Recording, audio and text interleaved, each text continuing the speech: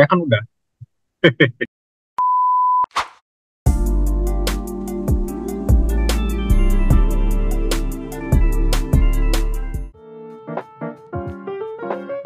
Oke, jadi sebetulnya passion saya dari dulu adalah mengajar. Ya, sebetulnya sih kalau zaman dulu saya modelnya gitu, pathway-nya nggak banyak. Salah satu yang membuat saya memilih non-klinis ya. Saya merasa bahwa menjadi akademisi itu sesuai dengan passion saya, di mana kita menjalankan aktivitas Tridharma perguruan tinggi, yaitu pendidikan, penelitian, dan juga pengabdian kepada masyarakat. Kalau untuk klinisi mungkin dalam perjalanannya saya masuk ke AMP itu karena ada aktivitas-aktivitas yang memacu adrenalin. Hal-hal teknis itu membuat saya lebih tertarik ke arah kedokteran yang sifatnya gawat daruratan gitu ya, klinisi murni. Seeing is believing. AMP memberikan kesempatan buat saya untuk bersosialisasi dengan orang-orang yang bukan dokter saja. Saya bahkan kalau ditanya, saya mungkin nggak jadi dokter kalau masuk AMP ya, begitu ya. Salah satu yang mungkin membuat saya juga termotivasi untuk bekerja di luar pekerjaan-pekerjaan yang banyak dilakukan. Ini ya termasuk saya bekerja di luar negeri kan, banyak di daerah-daerah bencana, di daerah-daerah terpencil, di daerah perang. Mungkin ya itu mental health resiliency mental health. Yang saya rasakan sekarang ya, peran dari AMP terhadap kehidupan karir gitu ya. Sebetulnya yang pertama yang saya paling syukuri itu adalah saya bisa ketemu AMP di mana saja saya bekerja. Saya pernah beraktivitas sampai ke Sumatera, saya ketemu senior juga di sana. Jadi saya merasa di mana-mana ada AMP dan saya merasa di mana-mana ada saudara. Nomor satu itu adalah jiwa survive ya, bertahan dalam kondisi apapun begitu. Kalau untuk karir rasanya saya sekarang involved di traumatologi, emergency medicine, pre-hospital maksudnya, dan definitive surgery, acute care surgery. Jadi AMP itu benar-benar meletakkan suatu nilai-nilai awal dasar terkait kegawat daruratan begitu.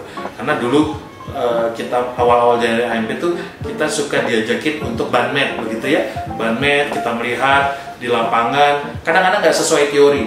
Kita kan bersosialisasi dengan banyak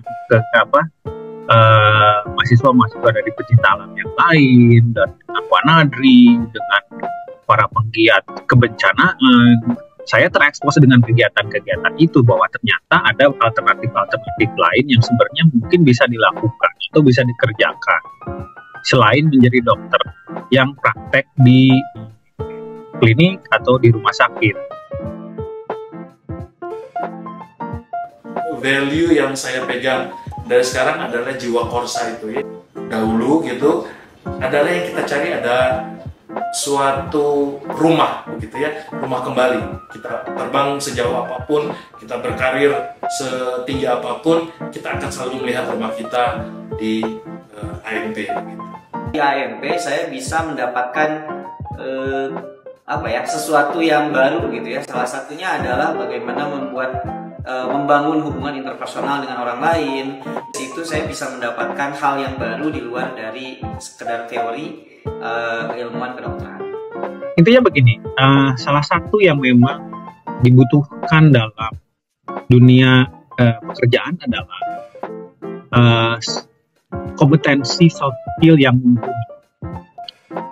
Dan itu tidak bisa didapatkan kalau kita hanya datang ke kampus dan kuliah dan belajar lewat buku. Itu tidak akan didapatkan, karena soft skill itu need practice. Sesuatu hal yang harus dikerjakan. Banyak sekali soft skill yang membuat yang saya didapatkan dalam waktu berkegiatan dengan AMP. Salah satu yang paling penting misalnya bekerja sama. Kerjasama itu sebuah soft skill. Kedua, leadership. Dengan berorganisasi dan termasuk juga berorganisasi di AMP, kita diberikan kesempatan untuk menjadi seorang leader.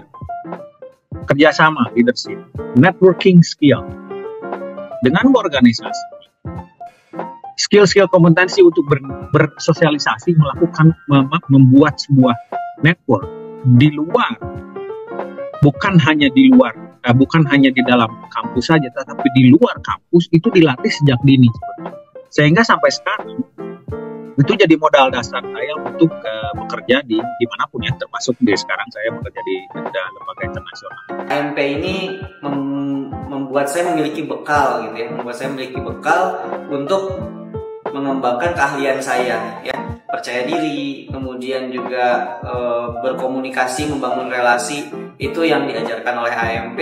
Yang saya paling rasakan itu adalah kepercayaan diri dan juga keberanian ya. Kalau misalnya saya mengikuti AMP, jadi saya merasa bahwa saya memiliki potensi, saya bisa mengenal diri saya sendiri gitu ya, dan memiliki potensi sesuatu yang mungkin saja berbeda dengan orang lain, dan akhirnya saya bisa mengembangkan diri berdasarkan potensi yang saya miliki tersebut.